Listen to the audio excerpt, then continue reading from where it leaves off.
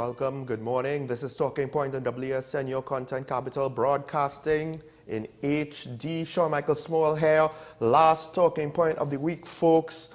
And some interesting things have happened. Had a lot of disagreement. I think it was the first time every caller called in to disagree with me. It was actually kind of fun when you think about it. I want to just make brief commentary. This is unplanned, but with regards to what's happening in France, I think it's a case where we need to realize that it seems as though, from what I understand, the young man was breaking the law. But then that doesn't justify what the police did. Two wrongs don't make a right, and in this case, I'm not saying that the young man was innocent. But what the police officer did, based on the video, just watching the video of the shooting, it would be very surprising to me. And this is with the caveat that it depends on how France views different aspects or degrees of murder. It'll be very surprising to me, and he would be very lucky if the intended charge of manslaughter is what he's charged with. I think it should be something a bit more than that. I don't know for sure. I tried looking it up, but I couldn't find it in time. If France makes a distinction between murder 1 and murder 2, I think one could argue maybe it should be murder 2, because at point blank range, with a firearm, that's lethal force. I don't know if manslaughter is cutting it, because manslaughter covers a lot more accidental things than shooting someone at point blank range. And it just goes to show, I mean, we've had situations with our own police where we question their conduct. And this is why it's important to clean it up, to get that level of confidence in our police service back. Because according to one reporter in France, part of the problem is not so much excessive force, but just the relationship breakdowns between their police service and those suburbs where the protests have been happening. But I guess in our case, the government needs to be thankful that, you know, our people ain't going to protest anymore. We all protested out, apparently. Anyway, let's go now and start off with our planned stories of the morning with the Daily Review.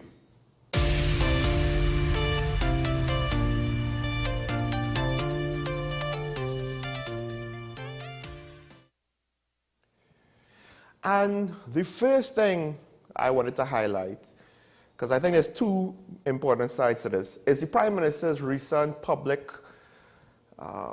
utterances, criticisms, political bacchanal talk over the leader of what he terms to be the not that political party, Gary Griffith. Of course, Gary Griffith, I think one could say he rose back into national significance by successfully campaigning for and being granted the role of Commissioner of Police. And he left that role in a controversial fashion, though he was arguably still very popular. Now, to what extent that popularity has been maintained between when he was kicked out of office, not renewed, and now, I'm not entirely sure. The direction of the Prime Minister's criticisms is interesting, because on the surface, I was ready to call him a hypocrite, except what he decided to criticize the former commissioner for has merit when you take it out of context, when you're just looking at the arguments. Enough merit that I can't just say, well, it's all hogwash. Now, with more information, with better information, it might reduce the impact or increase the impact, right? But the long and short is the Prime Minister is utilizing statistics and what has already been published in the public sphere to imply heavily, or in some cases directly link Gary to an increase or a mismanagement of the granting of gun licenses and ammunition purchasing. And I think it's to do not just with private licenses, but also with gun dealers, as well as other things, which I think was technically in national sphere before, like how Gary Griffith handled contracts, splitting contracts up, trying to bypass certain rules with regards to when a contract is of a certain amount, it needs a different level of scrutiny. Which, if you split it up and say, no, it's multiple smaller contracts, then you're trying to avoid that scrutiny, but you are technically acting in bad faith. So now, first of all, the Prime Minister is saying, well, Gary's fighting so hard to keep the FUL report from being revealed. And he asked the question, why is that? And that's a fair question to ask. Talking Point will always say, more information is better. With the caveat that, yes, there are things that need to be private, which is why I always say I would be more comfortable if we had bipartisan oversight over what is released and what is not released.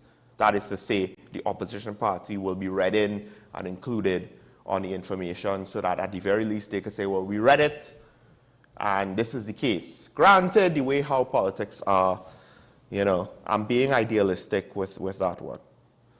But the flip side is, the whole fiasco with withdrawing the list, and one would assume that is, you know, at the latest when the Prime Minister had information with regards to the FUL report on how, if at all, it connected to Gary Griffith, that was only a couple of months after his acting tenure was aborted, I guess is one way to put it.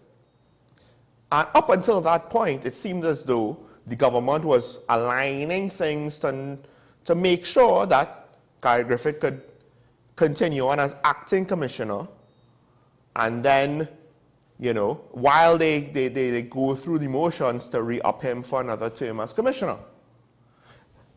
The whole acting fiasco, when they made changes so that it would facilitate him being acting at short notice, that's famously when the AG, the then AG at the time, Faris Harari, had first said, this is good law, I wrote this law, it's good law. And then when the judge said, no, it's not, he had to say, well, no, I didn't actually write it. And that wasn't the only time that the AG has gone to bat for Gary Griffith or somebody in his circle. Christian Chandler, when the Coast Guard picked him up for breaking public health regulations. I think that's literally the only time I heard the Coast Guard picking up anybody for breaching public health regulations. Fancy that it was the head of legal under Gary Griffith, who Gary brought in. And the AG actually tried to be a smart man, despite advising the rest of us not to do so, to bat for Christian Chandler's innocence. So it seemed as though the government was all for Gary, and then all of a sudden they stopped. And to be fair, maybe it is that they were blind and ignorant, and then they got the information, and all of a sudden the Prime Minister panicked. And he needed to divest himself of this incredible liability in more ways than one, based on what he said with regards to how the police services finances were managed, with regards to how firearms licenses were managed. That could be the case. Or it could be the case where the Prime Minister wanted to get rid of him, and conveniently he has ammunition to use, and he's going to use it. So is it righteous indignation, or is it convenient anger? It's hard to know. And again, this is where transparency works for you. If you have a practice of being transparent, then it's easier to give you the benefit of the doubt more often. But if you have a track record of not really fighting to keep things transparent, you tend to get the benefit of the doubt less often. So I'm not entirely sure which one it is, because it could very well be that, look,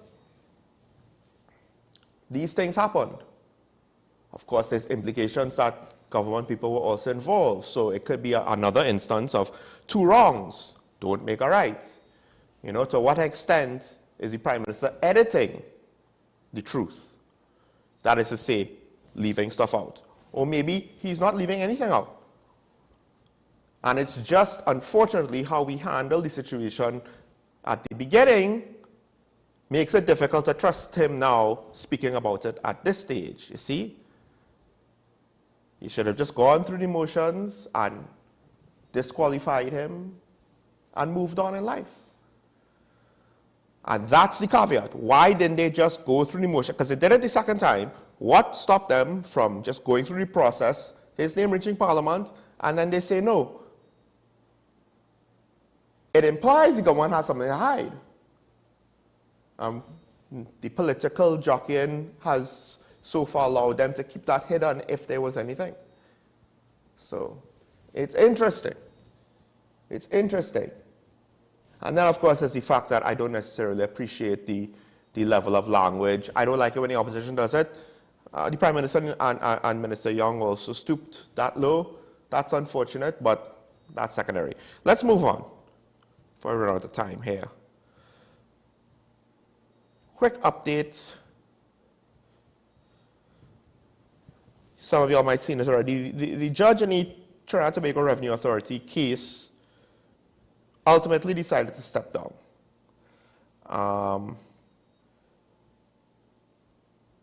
And I think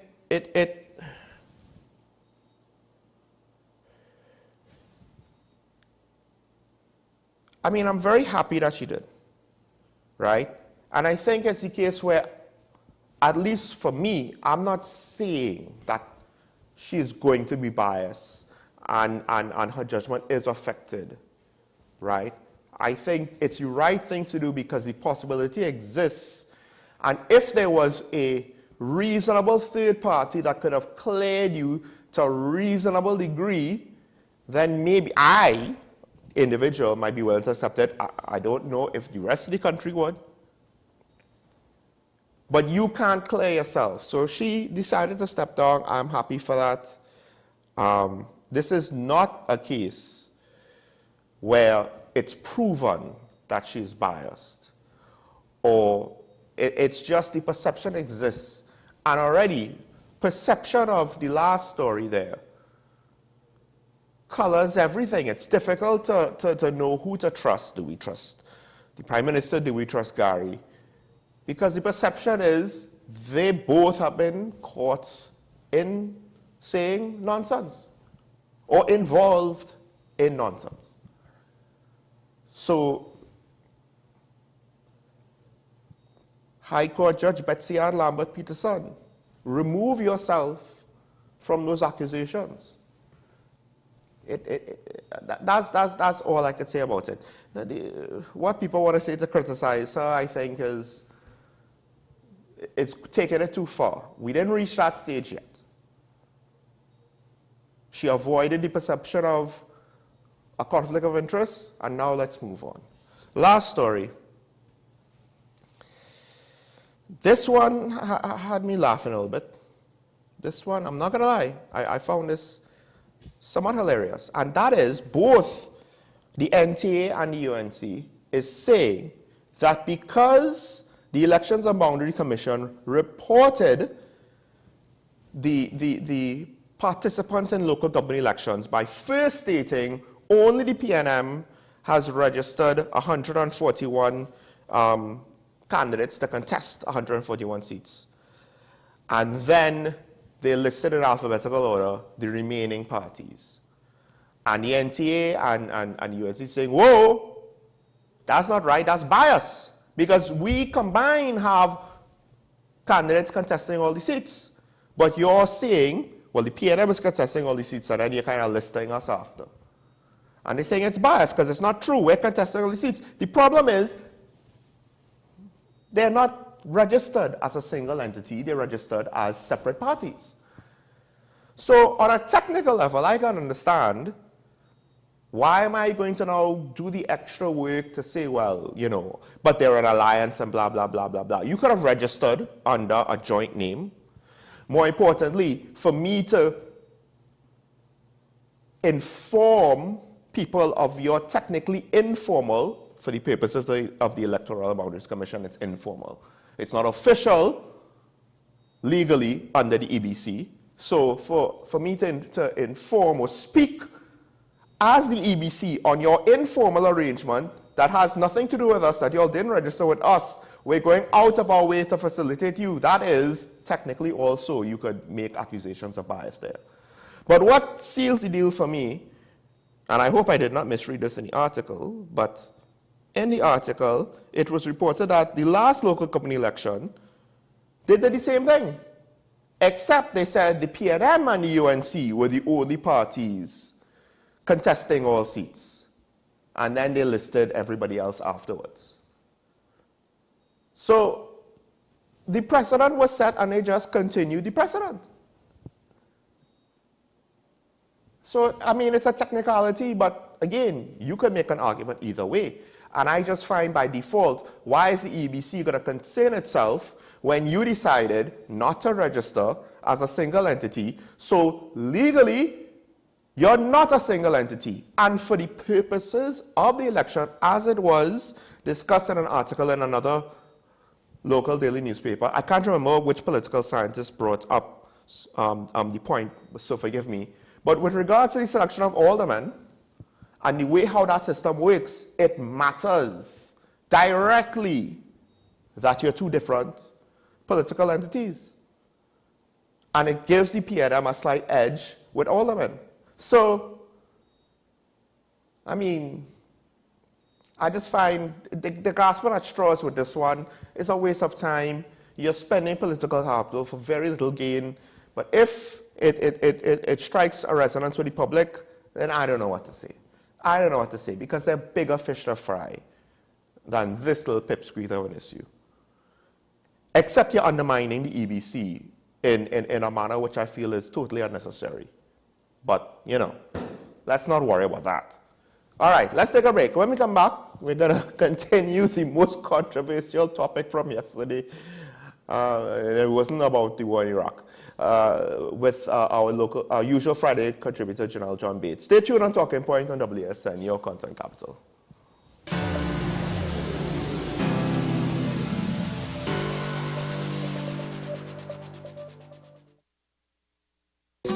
Take some time for yourself or spend some time with the family at Sandy Point Village Hotel.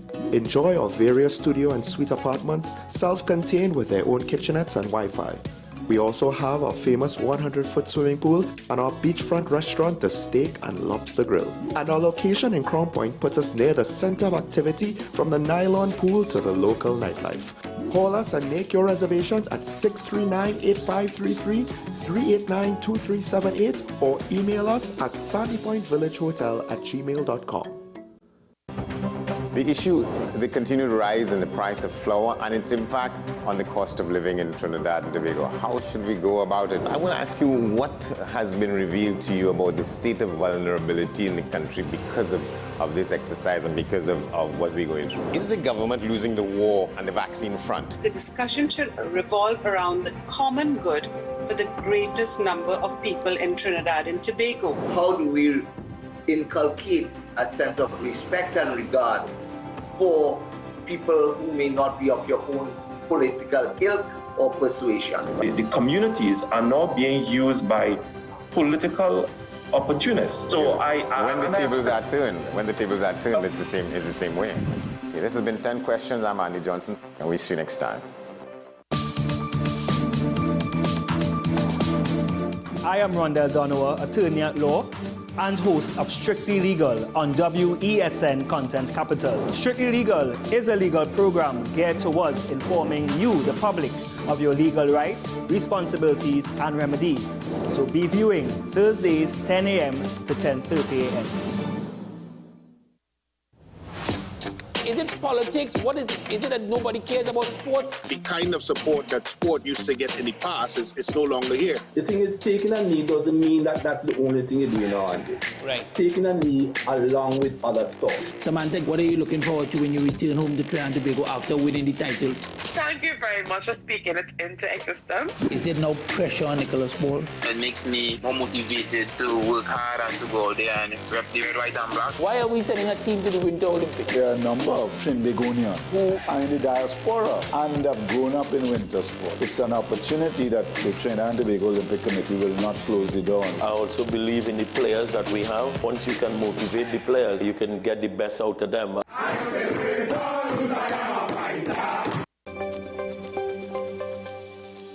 Between 2020 and 2022, The Trinidad and Tobago Police Service recorded 4,857 reports of domestic violence. And there was a general figure that 10% of men may be abusers. When we look at the abusers, we found that some of them, it's like a scripted behavior. Let's say my sister, I suspect she's in an abusive relationship. What are the signs that I need to look out for, early signs? What's Up Doc, every Tuesday and Thursday on WESN, Content Capital.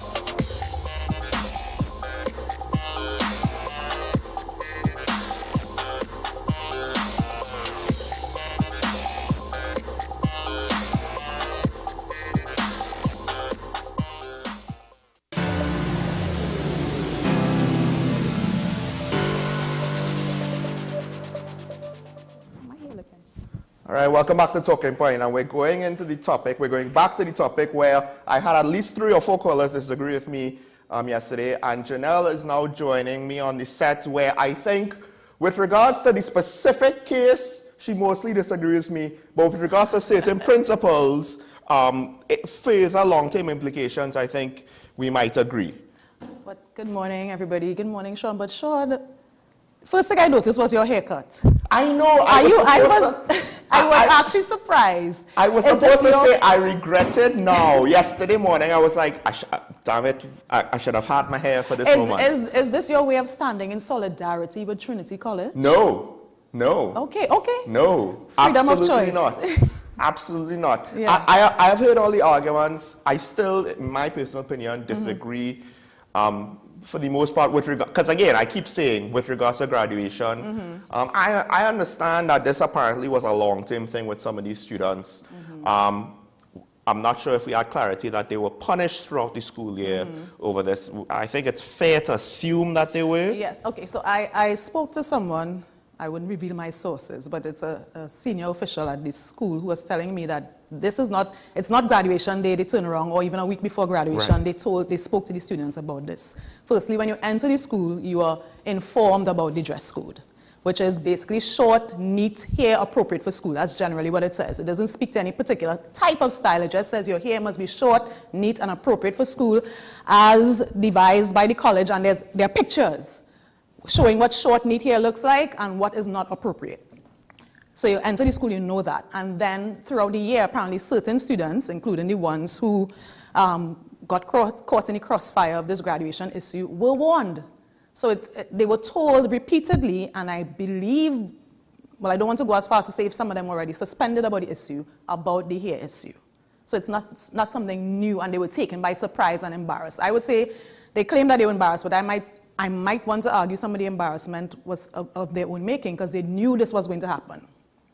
Well, I mean, that's assuming that, everybody is thinking, well, graduation is a normal school day, right? Graduation is not a normal school day, but I would say a graduation function is a school function. So I don't see why the hair rule would be different for graduation day versus any other school event. Well, I might say this as the pinnacle where you should be your most dressed up or formal or in line with your school rules. But who's to say what hairstyle do I want to have in my most dressed up day? Who's to say? Now, some of the hair was not neat. Some of them, a couple of them, right? Not all of them. From the pictures I saw, and I want to say uncategorically, I don't actually have a problem with boys of any race really going to school with long hair. Actually, as I was telling you before, I went to one of my, I'm one of the youth influencers with the ministry, and I went to the last school tour, and there were boys, and this is a government school, with long hair, and they look neat to me. I saw one with double hair,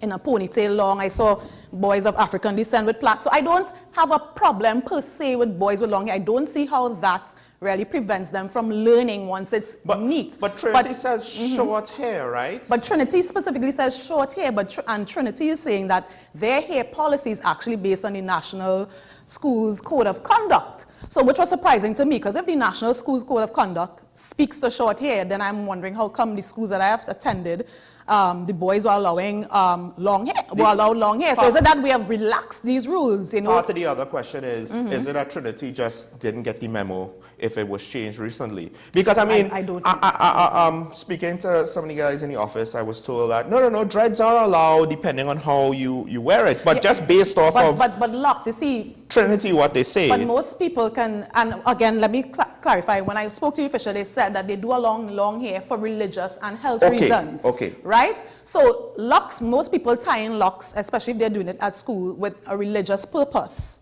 versus a hairstyle, a style choice. So that could be the reason why these boys who have locks are allowed versus I just want to wear my natural hair in this state long. You mean the gentleman you observed, the boys you observed in No, but the schools? boys I observed in the government schools, none of them I saw had locks. They were just with natural hair of different varying textures, long. Definitely not in keeping with the pictures that Trinity has. I don't know why in those schools they were allowed, and the last school I went to, these were actually prefects of the school. A lot of them were in positions of authority, actually the well-behaved students, if you would say. Right. And they were all neat. Because, but some of them had long hair. Because, I mean, the head prefect came out and spoke. I actually don't think he should have spoke, but maybe they cornered him, and we've seen other... But why not? He's a representative of the school. Why should he not have a say? This affects all students, and I think it's right for students to have a say. Fair enough. But the point I was making is, the arguments, though, a lot of the arguments seem to always fall back on we're preparing them for the workplace, and I still dislike the ministers, the rules of society. Because at the end of the day, when you're an adult, you choose your workplace. Granted, okay, yes, you know, if you want to have a certain hair and a certain personal style, clothes, tattoos, hair, that might prevent you from working in certain places. And then as an adult, that's up for you to choose. And I feel as though just having this, we're preparing you for the workplace, so just short, right? And neat, short and neat, that's it, right? Because we're just cookie cuttering everybody for the cookie cutter workplace. One size fits all, right? And I don't know if that's really preparing the students. It's ironic because I do wonder, the examples you just spoke about where they're prefects, yes, they might have long hair, but if they have the capacity, the maturity to exercise their own judgment and they're being encouraged that from young, they might be better prepared to then go enter into the adult world. Yes, I think that broad brush cookie cutter statement, as you say it, I don't know if it really goes all the way to answering the question of why you have a dress code. And that's how I view this whole dress code uniform policy as a whole. I ask myself 3 questions when I'm examining a dress code and a uniform. 1, what purpose is the policy there for? And are there infringements or the impositions or the restrictions within the code furthering the aims of the dress code? Or are they going beyond what is necessary to further the aims of a dress code? So for example, when there was the issue in 1994, I don't know if you can remember, where a Muslim student took the Holy Name Convent Board of Management to court because she wanted to wear a hijab. And it was absolutely unknown before for a Muslim student to actually wear hijab in a Catholic school.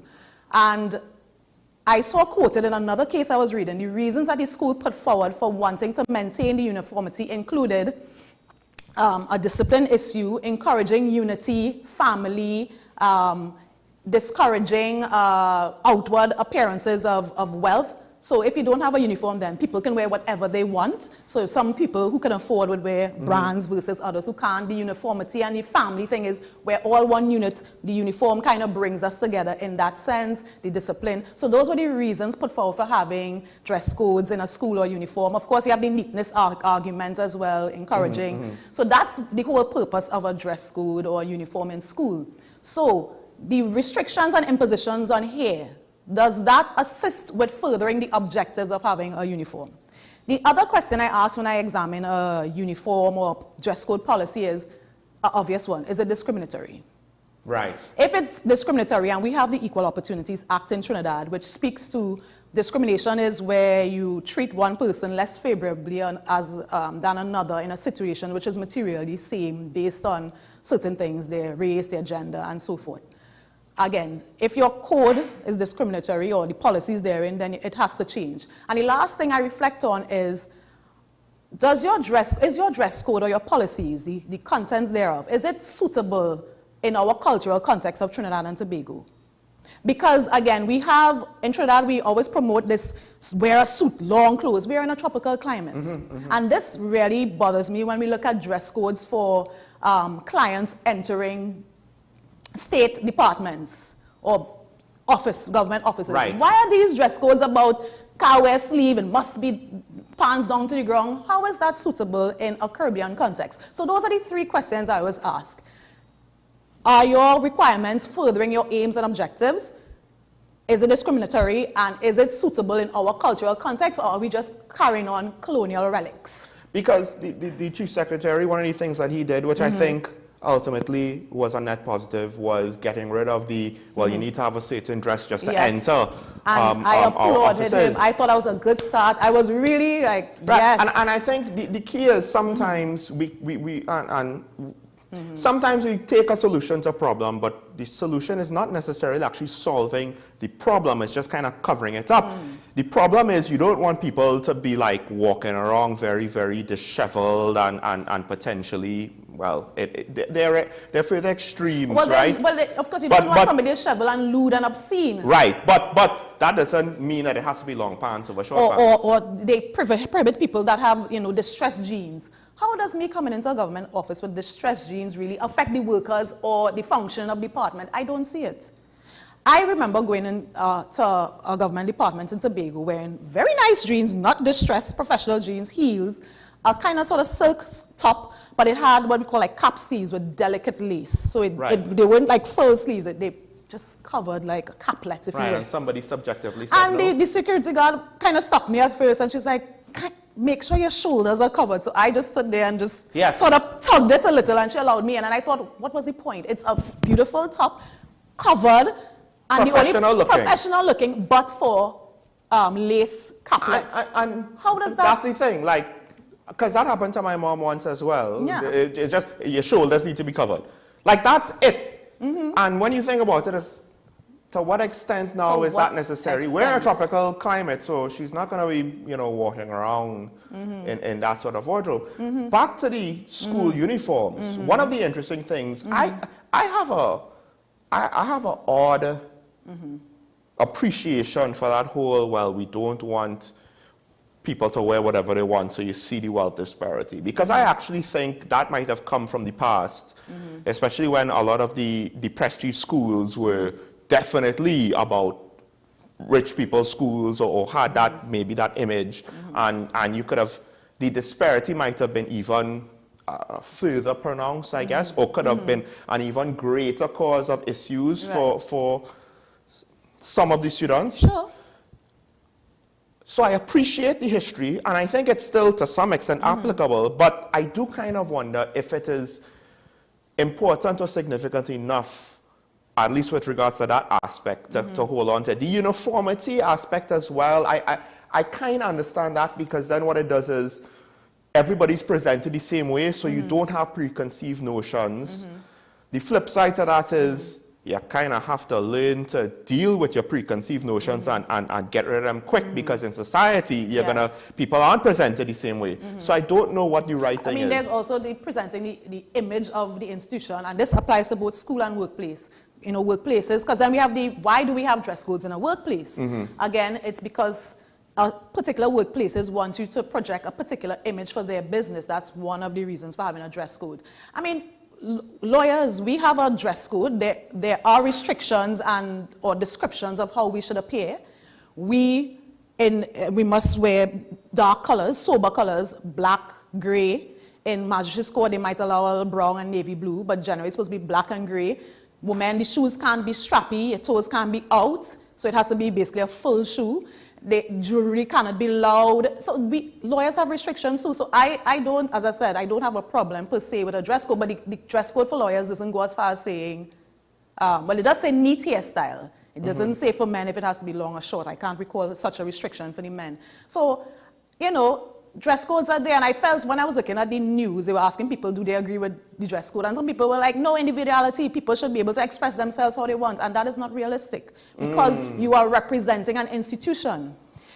Actually, I don't know if you remember this case, where Israel Khan's senior counsel had a case in court where he was prohibited from the right of audience in the magistrate's court, so he wasn't allowed to speak, because at that time he had on a Nero suit. You've heard of a Nero suit? Yeah, Nero suit is I'm not a tailor, but an Indian style suit versus a Western suit with a tie. So the magistrate found, and it was the chief magistrate, that he didn't have on a tie, so he didn't allow him to speak. That happened in 2005, and Mr. Khan took it all the way until 2012, where the court indicated that, yes, we have these traditions, but we have to also look at them in light of our Trinidadian culture. And because you're wearing a non-Western style suit doesn't mean it's not formal, and it doesn't mean it's not befitting the dignity of the court. Well, it doesn't even need to go to culture. Just the fact that he's wearing something that's formal enough, right? No matter what it is, a reasonable person will say, that's formal wear, that's not party wear, that's not casual wear, etc., etc. And I mean, it's funny because I do think the law should not have, as much as possible, subjectivity in it, but you just can't get away from it sometimes. You can't. And the intention is going to have subjectivity, but I feel as though now the judgment of people sometimes just can't keep up with practical reality. So you're saying if the rules are not clearer, people would be wearing whatever? No. It's just an observation that I found interesting, where, you know, because some people like to be, you know, the letter of the law. But then now the spirit of the law kind of is not really intended to just, well, we just wear shirt and tie because it's shirt and tie. It's about, literally in the case of Mr. Khan, it was about upholding the dignity of the court. So people, but as you said, not everybody can go behind what is the point of the rule. And they want to throw the baby with the bathwater, as we say. That's why it's not about if you're wearing a formal professional outfit. It's if your shoulders are exposed. Versus if your shoulders. You know, your shoulders could be covered, and you could be wearing a packer. It could be very unprofessional. That is indeed the case. So I mean, this is an interesting. It's interesting, but it will not be. It is not the first. I already went all the way back to 1994. We have as recent as now in 2023, where some prison officers are taking the state to court for not, because they're prevented from having a beard. It's not, I guess, part of the prison regulations. You can't have a beard, and they're saying it's an infringement of their religious right to have a beard as a Muslim. So I always welcome the discussion, and I think, for me, one of the things that came out, going back to the specific Trinity issue that I had a problem with, was the timing of the protests. And now some people would say sometimes protests have to be in a... Whenever it is. Whenever, the situation, sometimes you can't control. But I personally feel that it was an ongoing issue with the school for a year. There were many avenues for these parents and students to explore how they could have come to a more amicable solution for the school and not wait until they're in a church. And I've seen videos and behave in a way that's not befitting a house of worship.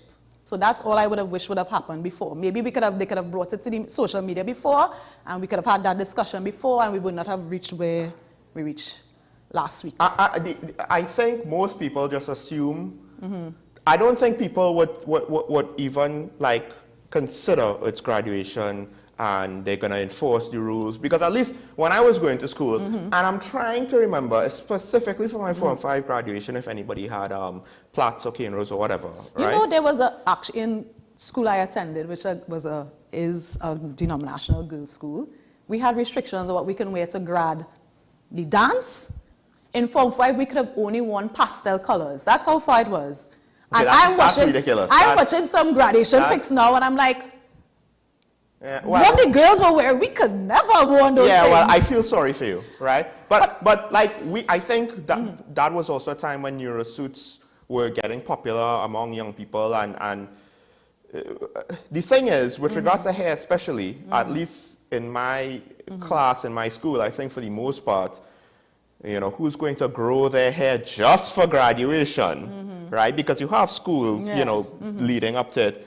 So it's just like a given. So in this case, I don't want to cast judgment on the parents. I think, okay, if we want to talk about timeline, it's a bit more complex than that. I understand why you're saying what you're saying, and I can't fault you for saying it, however.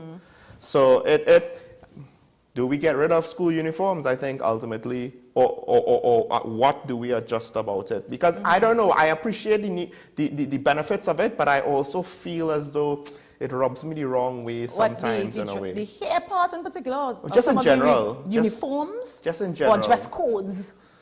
Uniforms more than dress codes, I think. Because dress codes will imply you have, because again, a lot of workplaces, it's not technically a uniform, right? It's a dress code. Police and military, you kind of have to judge that on a different. We're not preparing all of our young men to become police officers and army men and Coast Guard officers. You know what I mean? So. Well, as I said, for me, I know another issue that was brought to light out of this particular issue is whether or not the policy was racist in any way or discriminatory in any way.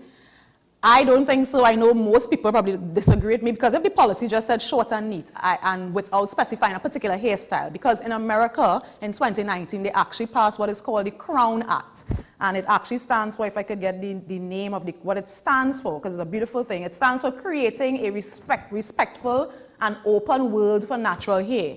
And it's a law that forbids discrimination based on hair texture and particular styles. So if the policy of the school actually spoke to a style, say no large afros, no braids, no styles that are normally associated with the Afro community, I would see it as discriminatory. Because you could be Chinese, Indian, Caucasian, and have long hair. So I didn't see it as a race issue.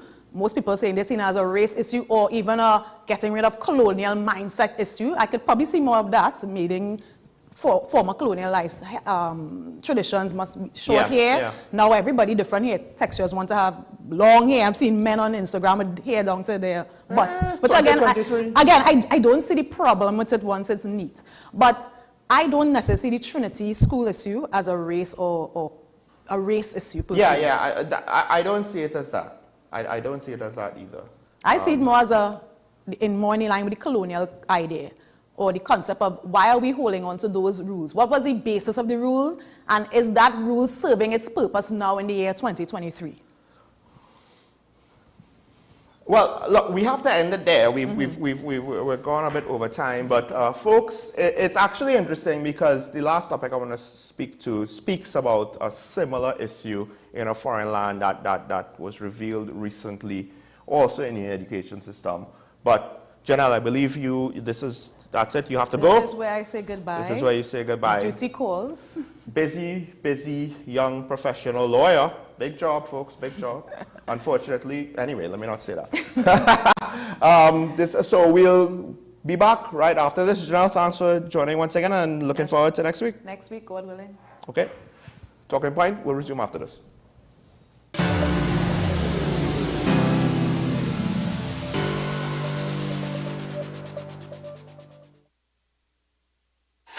FanZone, your reliable, authentic supplier, has just gotten better. You can now visit our website www.fanzonett.com for your authentic wear and collectibles. The only place where you can use both your Visa debit and credit cards. Visit our website fanzonett.com to make your purchase today.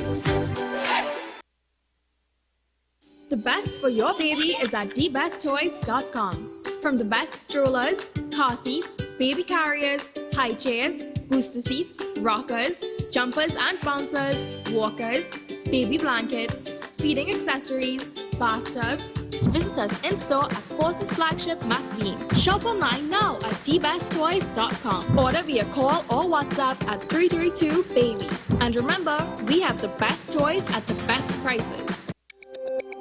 Every word, every line, Every paragraph depicts a real moment in someone's life.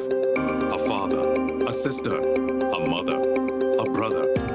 We at Newsday are dedicated to you, the people, and through independent, unwavering journalism, strive to always bring your stories to life. Because your stories are more than just words. Newsday, independent and credible.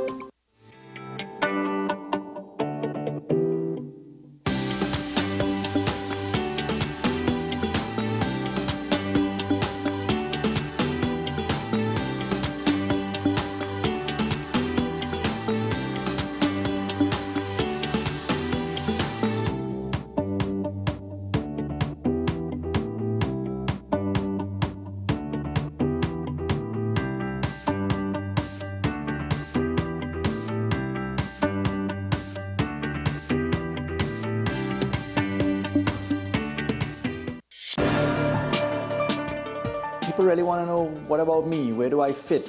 Yes. What is in the ride for me in terms of a better Trinidad and Tobago? And I'm pleased to shed some light on that. The purpose of bail is to ensure your attendance at court. That's it.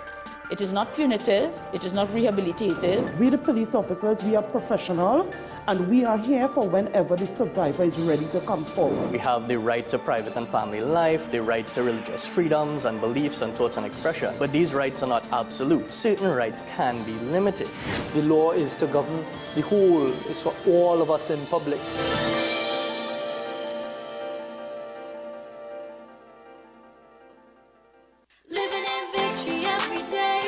Did you tell your hubby about it, first of all? I did. When you were telling him, did you think that he was going to think differently of you or less of you? I thought exactly that. In case you've missed it, it's an encore of Nicole Larson Live.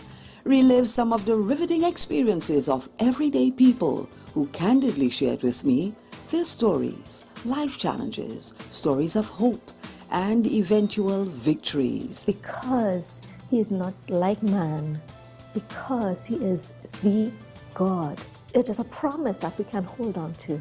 The report came back that she had two properly... Eric, behave yourself, no man. Two properly working kidneys. An encore of Nicole Larson Live, living in victory every day. Airing on WESN, the content capital, on Sunday, July 2nd at 8 p.m. Don't you miss it.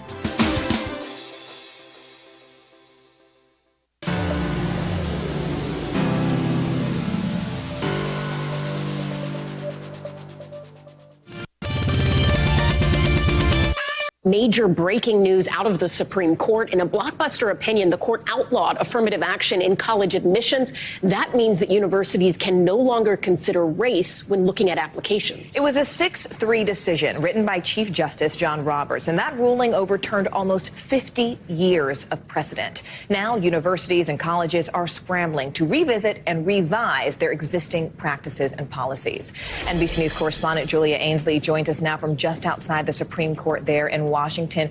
Julia, I know you've been following this case from the beginning, and let's be clear, this is a big deal. This is the most significant decision half a century on the use of race in college admissions. It affects lots of families. Tell us what this actually means in terms of kids who are applying to college.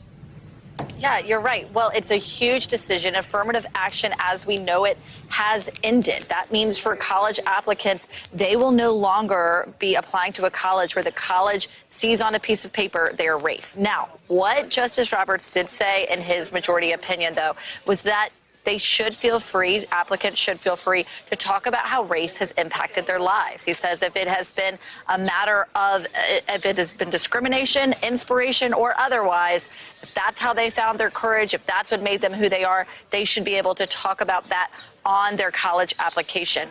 Also, we've seen a lot of people responding, including Governor Ron DeSantis of Florida, former President Trump, saying, look, it should all be meritocracy. I do want to emphasize that this decision does not simply put us in a place where we're taking the top test scores. In fact, the justices here always said diversity was something that colleges should be able to try to garner across their student bodies. What they're saying today is that race should not be the only factor, and they left the door open to try to look at other ways that they could make racially diverse and socioeconomically diverse student bodies. All right, Julia, so you're saying that students still can talk about this in their applications, in the essays. Explain to us what the justification was for the majority here in making this decision. You look back to 2003 when there was a ruling related to University of Michigan Law School and whether or not they could consider race in the context of trying to have a more diverse student body. Justice Sandra Day O'Connor, in the majority opinion back then, 19 years ago, suggested that that type of ruling might not be necessary in 25 years. Was time used to argue why they made this decision? You know, they didn't. In fact, what they said is that UNC and Harvard simply went too far in their admissions programs. And it's not just going to apply to those two schools, of course, because so many public schools follow a similar model as UNC and so many private schools follow the similar model as Harvard. And so this will apply around the country. And, you know, what they're saying here is that when you look at race, even though, you know, we're not at a place where we necessarily were any different than we were in 2003, what they are showing here is they say it goes too far and it violates the Equal Protection Clause under the 14th Amendment by looking at race specifically. Now, I mean, Julia, this is really interesting because sort of in handing down this decision, this is where we saw some of the most spirited arguments from the court, right? Especially when they were questioning the lawyers from Harvard. And this is interesting because Harvard, we've got a private university, UNC, we've got a public university, and experts say that this decision basically ensures that the student bodies at elite universities in this country are about to become a lot more white and a lot more Asian and a lot less black and a lot less Latino. What do the dissenters say? Well, it was interesting. We saw from Justice Jackson, who, by the way, had to recuse herself in the Harvard decision because of her affiliation with Harvard. But she did write a dissenting opinion in the UNC case and said that deeming race irrelevant in law does not make it so in life. Although formal race-linked legal barriers are gone, race still matters to the lived experiences of all Americans in innumerable ways. And today's ruling makes things worse, not better. We also saw a dissenting opinion led by Kagan as well. I'm sorry, led by Justice Sotomayor, Kagan agreeing with Sotomayor. These justices saying today what the majority has decided is going to make things worse. That clip courtesy of NBC. And the story, while it seems as though, you know, what's the point for us in TNT? Well, first off, at least when I was doing my business degree, one of the questions that always comes up in a business ethics class is with regards to affirmative action or similar types of policies or scenarios. And generally speaking in my class, there is no clear-cut answer, there is no final answer. The ethics of it is very subjective. And I think one of the things that I'm always cynical now with regards to news out of the States is I find a lot of these issues are so politicized that I kind of don't really care what either side has to say.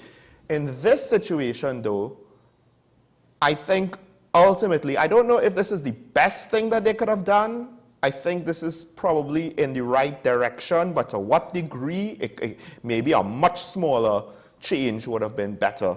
Because at the end of the day, and this is coming from a half-Asian man, what was being kind of limited or even suppressed, ironically, was the voices of the various Asian races. Of course, you have East Indians, of which we have about approximately 40% here in Trinidad, but also you have Koreans, Japanese, Chinese. I don't know if they will also count in that mix people from the Middle East, of course, because that's Western Asia, etc., etc.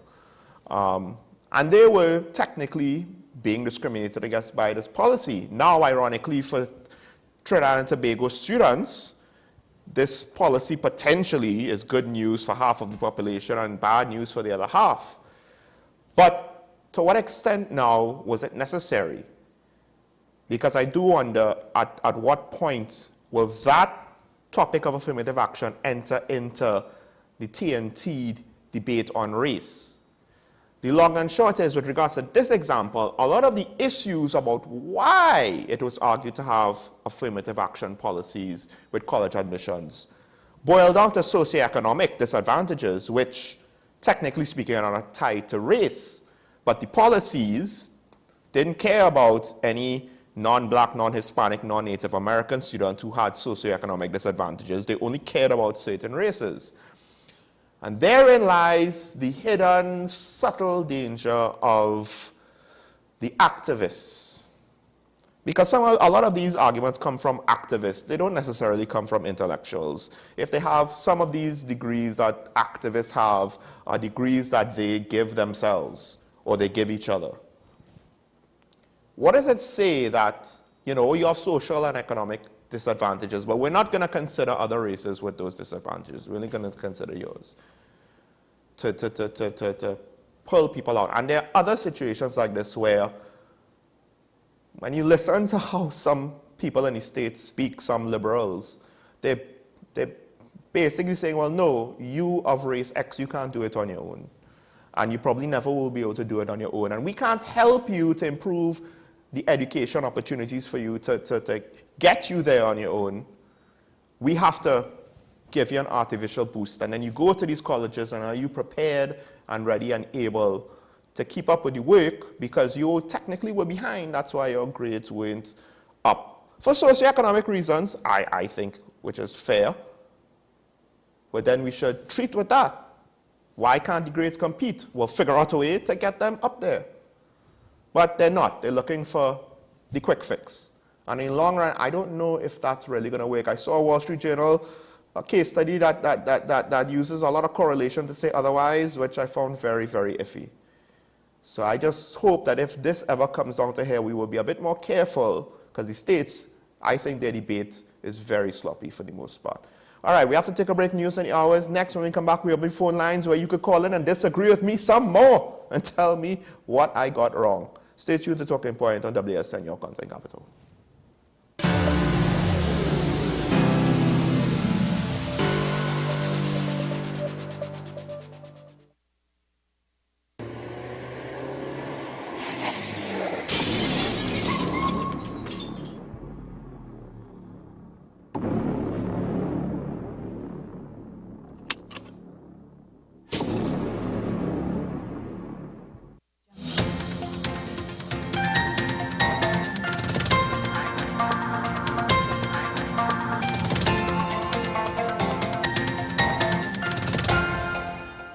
Here is the WESN News on the Hour. I am Sira Ali. Thanks for joining us. Here are the headlines. Trinity College Mocha head prefect speaks out. WePay founder launched live events company. TTPS seeks forfeiture of over 2.5 million seized in currency. Regionally, Saharan dust affecting some Caribbean islands. Now for the details. As the issue of hairstyles and dress policy in schools continue, following the incident at Trinity Mocha, one past student at the school believes the school is to blame for the debacle. Head prefect for Trinity College for the past 2 years, Jovan Henry Ali, who also graduated on Tuesday, was quite vocal on what he says really happened at the graduation. He maintained the issue is about right and wrong, not racism. He says that the school failed to enforce the rules pre- and post-COVID, and this contributed significantly to what occurred. He stated that at registration into the school, parents and students are informed of the rules of the school, including those that govern dress and grooming and its stance on long hair. WePay founder Aldwin Wayne officially launched Live Events Incorporated, an entertainment company. Live Events will specialize in concert funding, ticketing, payments, and management during the BET Awards red carpet event held in downtown Los Angeles on Sunday night. The company was founded by Wayne and the chief marketing officer of the WePay group, Kibwe Makgan. In a media release, the directors of Live Events Incorporated said it aims to fill a void in the entertainment market by delivering high-quality concerts and experiences to the Caribbean region. The WePay executive said the new events management company was inspired by the success of their previous venture, WeFet. WeFet was a carnival concert held in Jamaica in April featuring soca artists Marshall Montano, Bunji Garling, Nyla Blackman, and Skinny Fabulous. Forfeiture proceedings commenced against 3 suspects after Director of Public Prosecutions Roger Gaspard SC concluded that there was sufficient evidence to proceed under the provisions of the Proceeds of Crime Act. According to police reports, on 9th and 11th of June 2021, a joint operation was conducted by members of the Financial Investigations Branch and the Customs and Excise Division, where the officers searched the premises of Varun Arjun, Shelly Ann Ramlochan, and Videsh Maharaj at Ghani Village, Debi. During the searches, a large quantity of cash totaling 2,146,103 CC currency, 58,194 US currency, 1,265 Canadian currency, and 245 EC currency was found, along with a large quantity of uncustomed alcohol and a quantity of pepper spray at various locations within the house. A taser and 2 firearms with 28 rounds of 9mm ammunition were also found in a vehicle with a quantity of cash.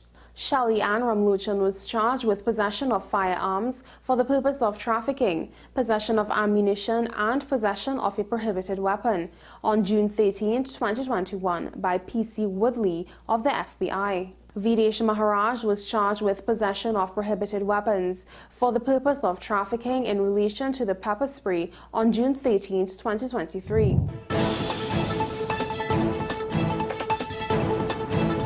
Regionally, people with allergies and respiratory issues are being advised to take the necessary precautions as the Saharan dust is affecting some Caribbean islands.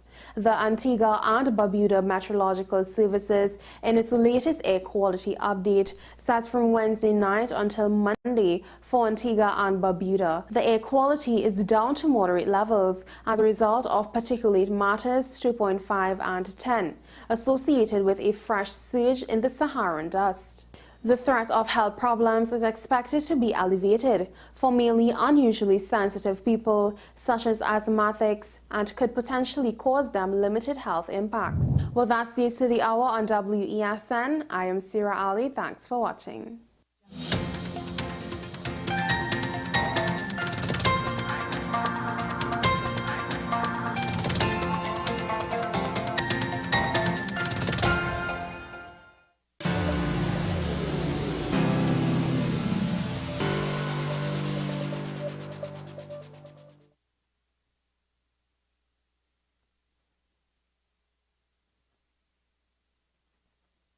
To tell me how wrong I have been for the last couple of days, we have our first caller from Digger Martin. Good morning, caller.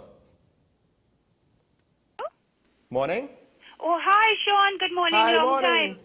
Sean, I actually agree with the affirmative action. For a change, I agree with Republicans because the policy of being colorblind has now been restored. But anyhow, let me just go first. Sean, I'm disturbed by something a caller said yesterday regarding the Trinity hairstyle issue. So here's what. In essence, he said he felt the students should have adhered to the school rules. Okay, cool. I get that. But he should have stopped there. But instead, he went on and he continued with a misleading statement about what goes on in a school on Frederick Street, as he calls it. And I quote, if they don't want to go to the school where the policy of the school, all you have to do is transfer, because the school where my son goes is a Catholic school. Hindus slip in, I repeat, slip in the school, and Muslims because they want to go to the school. But when they're saying the prayer, they have a problem with the school. The school is a Catholic school, so if you don't want to go to the school, just leave and go to another school. Yes. So seriously, what does he mean by Hindus and Muslims slip in? Did they enter through unscrupulous means? And I mean, it's just the sheer audacity to say, leave and go to another school. That's just crazy.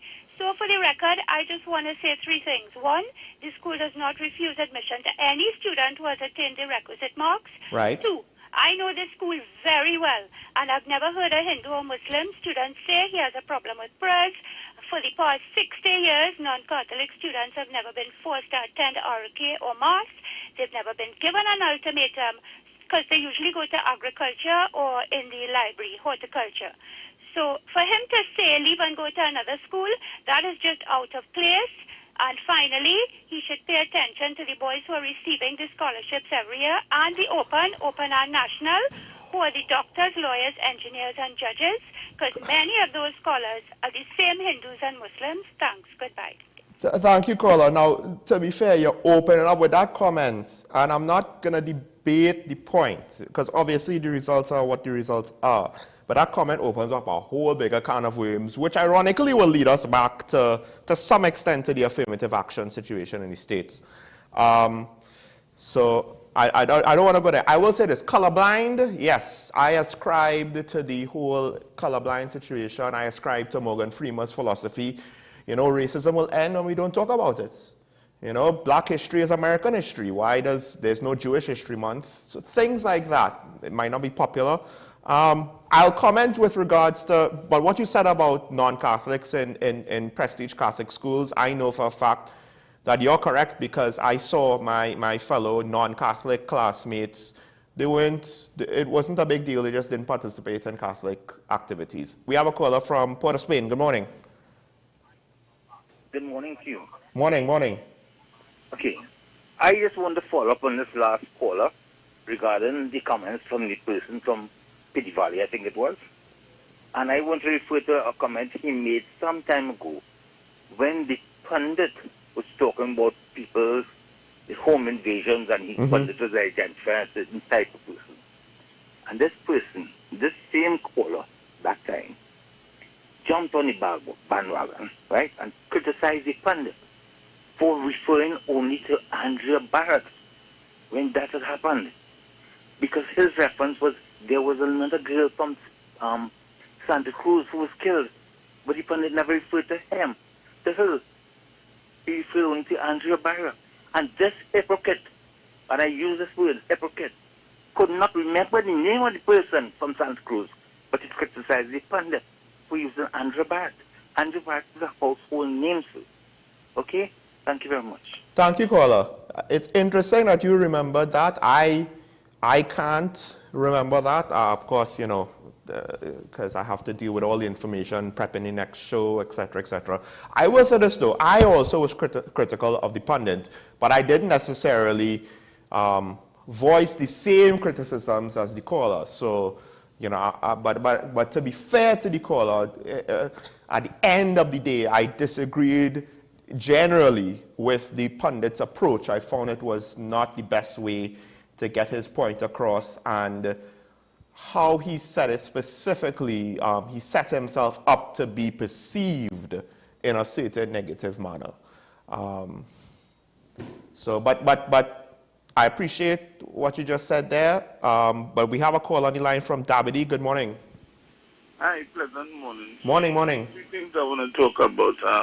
I'm missing our partner. Yeah, first of all. Yeah, well, you know, you say it again louder. I think he might be able to hear you. You will hear it? You will hear me? Yes. Now, I don't want him to come back and I hear you get married. That's next thing. I don't want him to come back and I hear you get married. Anyhow, wonderful program as usual, and I love the discourse. I want to just throw in my little 2 cents with the Trinity College thing. I think that is going way and beyond. I am concerned about these young men being encouraged by us, older folks, who are in agreement with them, saying that if time, you know, you have rules, and rules, there are times when rules should be changed. And I am seeing it wholly and solely as indiscipline, and they coming out in the workforce that we have to meet with, and we have to train and to come in, corporate Trinidad and Tobago, or even the military or paramilitary organization, with that mindset that I am in here and I need rules, and I think that I could change it. You know, I am seeing so much as a lack of discipline. The THA thing still in abeyance, and I don't know when we will be able to get any clear wording out of it. But Tobago continues to be which one? under poor governance. Which one are you referring to specifically? The chief admin, the recordings, the no, audits? But with the recordings, I mean, no administrator. Right. And how is Fally? How are they spending money? How are they being paid? That's a good question. So, you know, me, I'm not hearing you though, but I know you will be hearing me. Yes, yes. How are they getting paid? Something illegal continues to happen. Well, because I mean, you don't have a permanent secretary. Yes. The politicians and they Fally and the secretaries and they can't sign checks. So I really don't know how Tobago is actually running, you know. So I want to commend the local government candidates, regardless of what side of the fence they're on, whatever political party, because I think that the areas I have been around, they are really handling themselves very professionally, and I think they're running a wonderful campaign, each and every one of them, you know. So you have a nice weekend, and thanks for the opportunity to be part of your program as usual. Of course. Thank you for calling in. I especially like the last sentiment that you expressed there. I think we need to understand that to some extent every election is a chance to reset and to hope that okay, maybe things will be different. And yes, the cynics will say it's not going to be different, right? But to some extent you do have to give the elected officials the opportunity to prove that they're going to be more of the same or they're going to be something new. That's why when Dr. Keith Rowley became Prime Minister, I started off giving him a lot more benefit of the doubt, and same thing with Kamala Prasad-Bissessar. So now with these local government officials coming in now, we have a new election, and for the most part, we don't really know what their track records are outside of the ones responsible for our own municipal corporation. You know, just don't put assumptions onto them just because of their party colors. It's not necessarily going to be that way. We have a call on the line from Tobago. Good morning. Hey, good morning, Sean. Morning. And I know you've been asking for this, so I'll go ahead and give it to you so that you don't leave disappointed. Sean, you are wrong. Oh, boy. Oh, boy. That's a joke, Sean. Relax. It's a joke. Listen, in regards to affirmative action, that has always been an area of contention for Africans in America, believe it or not. But when you look at the reason why affirmative action was put in place in the first place, and this is going back to 1961 by John F. Kennedy, it required that government employers not discriminate against any employee or applicant for employment because of race, creed, color, or national origin. So why did they have to do that? Why did they have to say to these employers, don't do this? Sean, it's because they have been doing it. Yeah. It's something that's been in place for hundreds of years.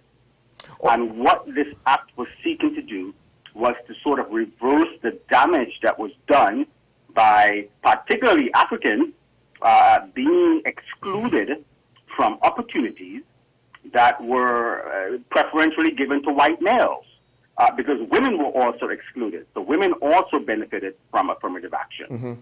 Other groups also benefited from affirmative actions, veterans and so forth.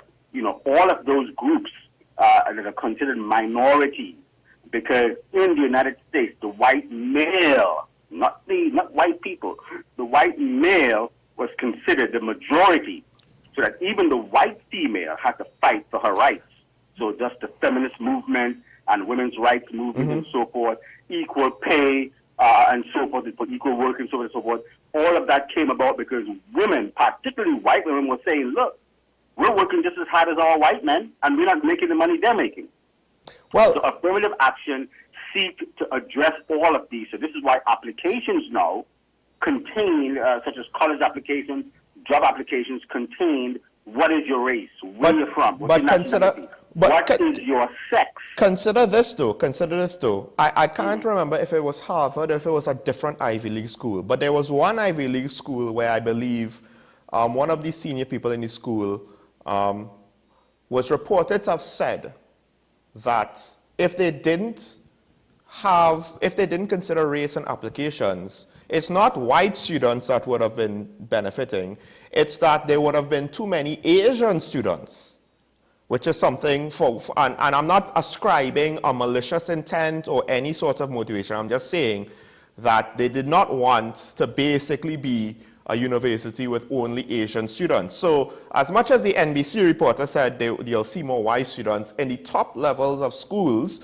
and I think the test results will bear this out, you'll probably end up seeing a lot more East Indian, Korean, Chinese, Japanese, etc., maybe Middle Eastern students filling up those hallways. So the whole thing about discrimination against non-whites is not what it used to be in some cases. I say in some cases. Are you still there?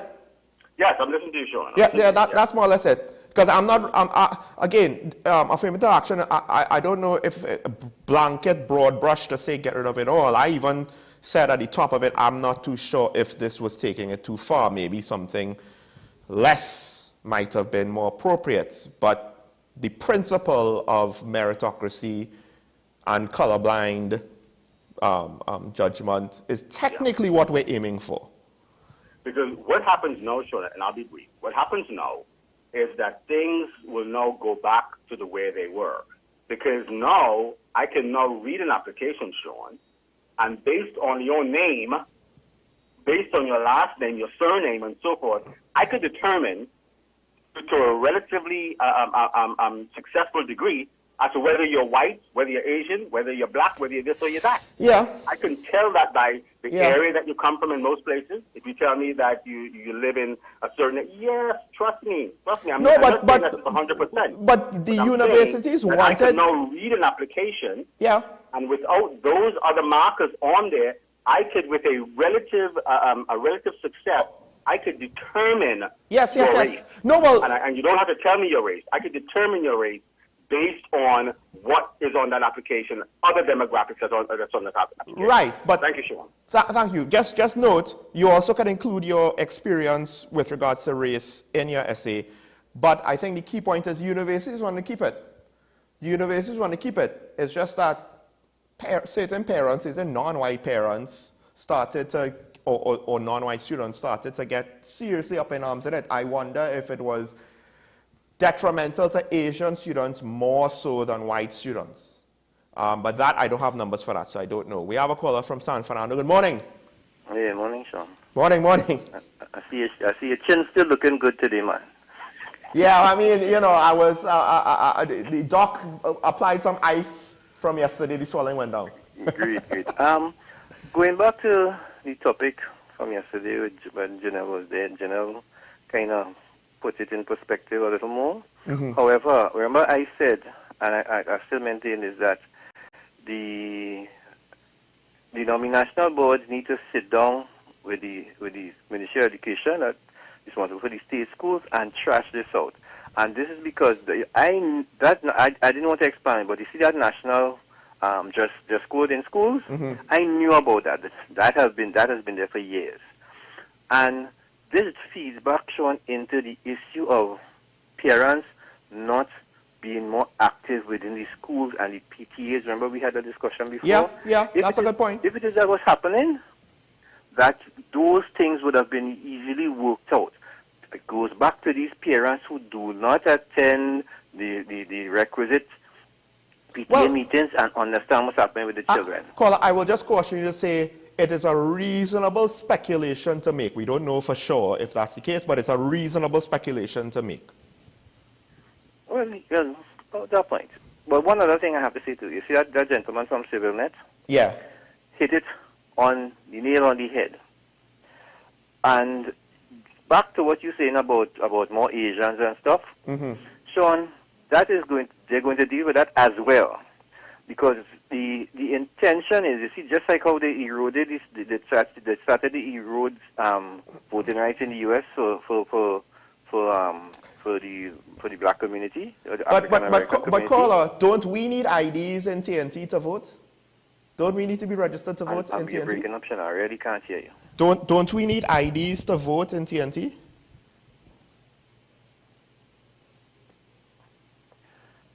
Sorry, Shana, I really couldn't hear you. All right, go ahead. Yeah, so what, in addition to that, as I said, what you're going to see that, now remember, if you look at how things are being put in place in the U.S., that court, what they call the Supreme Court, you see how the agenda started with putting certain people on the Supreme Court to have a certain type of decision.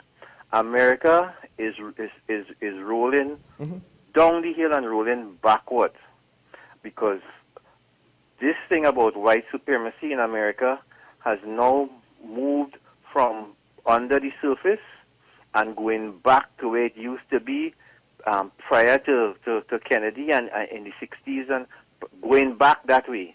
And this is a deliberate attempt. And people in America, I mean, we just seen the beginning. We just seen the beginning. Thanks, Sean. All right, caller. I will agree with that last part, because the irony is the universities wanted to keep it. When the laws came out, it was for all intents and purposes to force the institutions. There was that famous case where, I can't remember, Eisenhower had to send airborne troops. Was it airborne troops? He had to send federal soldiers, because he couldn't even depend on the National Guard to ensure that his orders were kept. To use soldiers to secure the integration of schools, I believe in Georgia, I think it was the Georgia 9, they had to have soldiers escort the students from class to class, because the students were against it, the school itself was against it, the governor, I believe, was against it, and the governor has control over the state National Guard or the State Reserve or whatever, right? And they had to bring in, I think it was airborne soldiers who were in the midst. I mean, it was complex to have to pull regular army troops who technically are supposed to be going through training cycles for their actual mission and their actual job. So when it started, it was to stop institutions, whether public or private, from discriminating. The universities wanted to keep these things because they want a diverse campus. The irony is, and I believe, it might not be 100% true, but I believe that it might be somewhat true, you will get more Asians, not more white people. You will, because that's where the test scores come from. And you do need to have a justifiable reason to exclude people when they query it, otherwise they could take you to court, and now any sort of racial quota is not there for better or worse. And I think when you get down now, because the Wall Street Journal did a case study and somebody presented the reasons why certain demographics were underperforming, and the reasons were socioeconomic. So the question is, why aren't you trying to work more with socioeconomic? If you follow what's going on in Baltimore and their education system, that's a whole next kettle of fish, where the activists, they don't really care about education, they just care about, well, you know, we have outcomes and numbers. And I do feel that in some cases, the students are being set up to fail, whether they get to university or even before, based on how some of the education stories coming out. They had one girl, she was woefully unprepared after being in one of the best schools in Baltimore, honor student, and she did not know enough math. She was failing. She was on academic progression in what I believe was the Naval Academy. They had to give her her own math course to catch her back up. Because Baltimore, for the last 3 years, it is not required for you to pass the standardized tests to graduate from high school. You just have to take the tests. So the curriculum adjusts accordingly. You don't need to pass anymore. So this is what they call the bigotry of low expectations. But I understand the point about the Supreme Court. I get you. Like I said, I am wary about the politics over these issues. They're very polarizing. And usually it's not just the side that I disagree with whose arguments I find a bit annoying. Even the side that I technically might agree with more, to whatever degree, the arguments that they decide to use to justify their positions, I find sometimes are very puzzling. And this is one of the things with American politics, I don't like it. And I hope we follow fashion, a lot of the social media, we get a lot of the base level slogan-ish stuff. And I really hope that it doesn't come down here, because some of these things, you know, when you drill down to it in the deeper meanings, it's very shallow and it's very unhelpful.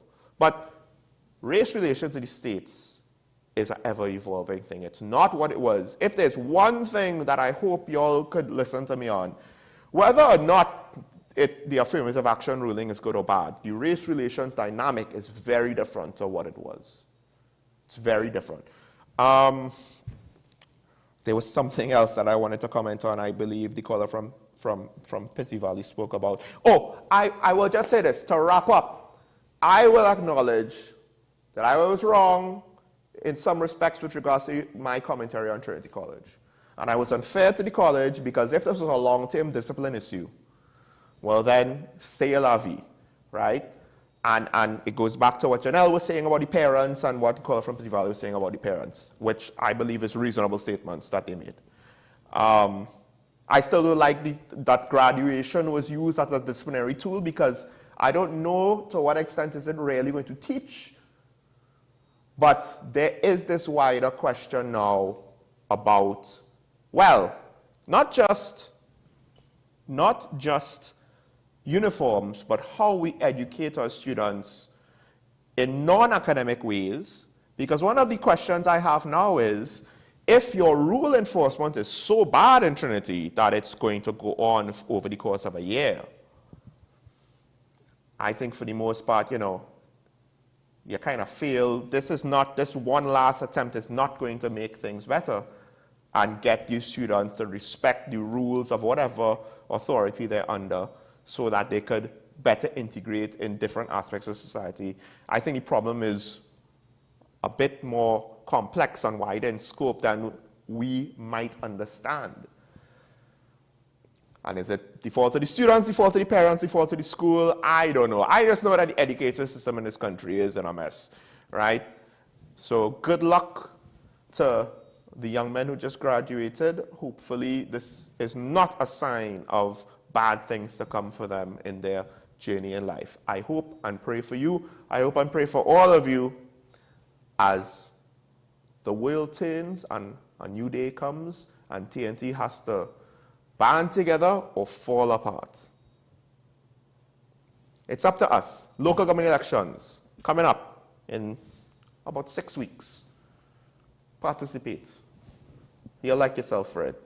I want to thank all of the callers, General John Bates for joining me today, all of our guests and callers for the week. Great discussions today. We will see you next week.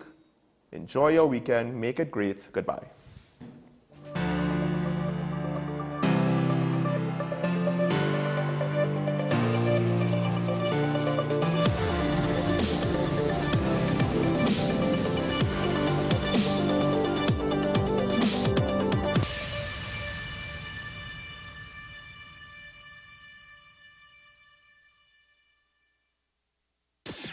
WESN.